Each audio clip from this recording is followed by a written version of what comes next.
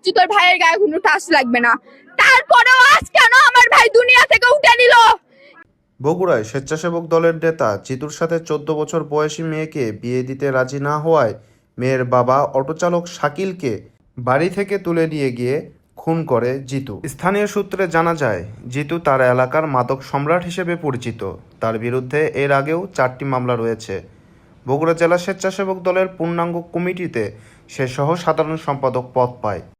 পদ পাওয়ার পর থেকে আরও বেপরোয়া হয়ে ওঠেন তিনি। 5ই আগস্টের আগে বিড়ালের লেজ হলেও পরবর্তীতে বাঘের মাথা বনে যান জিতু। যৌবনের চাপে এবং ক্ষমতার বলে 14 বছর বয়সী কিশোরীকে বিয়ের স্বপ্ন দেখে মাদক সম্রাট জিতু, কিন্তু মেয়ের বাবা শাকিল রাজি না হওয়ায় বাড়ি থেকে তুলে নিয়ে গিয়ে পিটিয়ে হত্যা করে।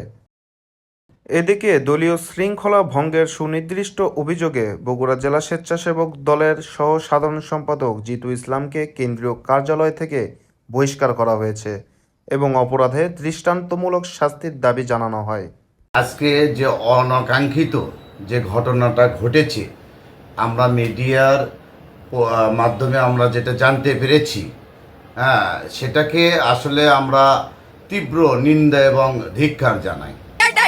আমি 14 বছর জেল খেটে আছি, আমি পুলিশকে ভয় পাই, মানে ওর পুলিশের প্রতি কোনো ভয় নাই।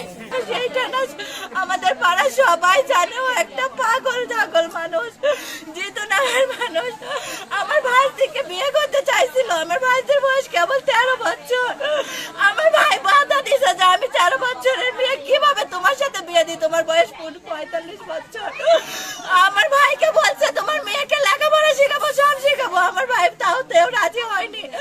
আজকে গাড়ি নিয়ে বাড়াইছে, ওকে নাকি হচ্ছে কি যেন রাস্তার মধ্যে বলছে। জিতু যত লোকজন আছে আমার ভাইকে ওখানে গণপিটানি পিটাইছে, পিঠে আমার ভাই ভয়েতে ওখানে অটো রিক্সা ফেলে থুয়ে ওই দিক দিয়ে পিছনে নদী দিয়ে পার হয়ে আসা আমার কাছে আসে বলতেছে বোন আমাকে বাঁচা। টানা হিসেবে ভাই করছে, এইটা মনে হচ্ছে যে এত ঘিরে মানুষ চলে আসেছে।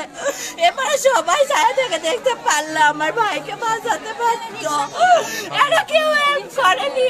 ওই শত্রুর কাছে ওরা বলছে আমরা কিচ্ছু বলবো না, আপনার ভাইকে কিচ্ছু বলবো না, খালি হচ্ছে আপনার ভাইকে আমি একটু কথা বলবো। আমাকে সাথে নিয়ে গেছে গেল আমার ভাইকে, আমার নানি ছিল, আমার নানির মাথায় আজকে পর্যন্ত বলছে যে কিচ্ছু বলবো না আপনার ভাই।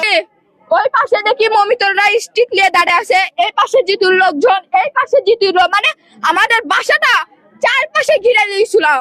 মানে ওখানে মিশে ফেলাতে যে শ্মশান ঘাটে ওর ভাই আর চলাফেরা করতে পারবে না। এদেরকে শাস্তি দেওয়া উচিত, আরো মায়ের বুক খালি করবে।